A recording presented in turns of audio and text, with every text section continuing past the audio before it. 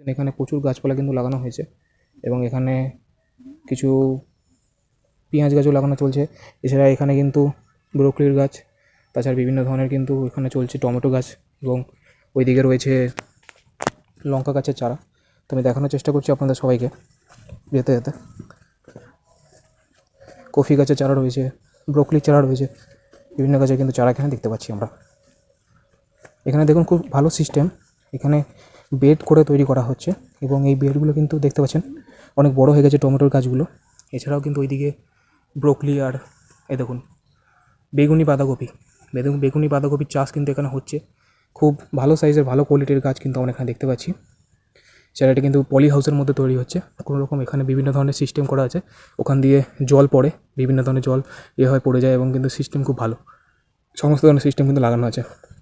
আপনাদের ওখানে কীভাবে সিট তৈরি করা হয়, কাজ কী করে তৈরি করা হয়, আপনারা কিন্তু কমেন্টে অবশ্যই জানাবেন।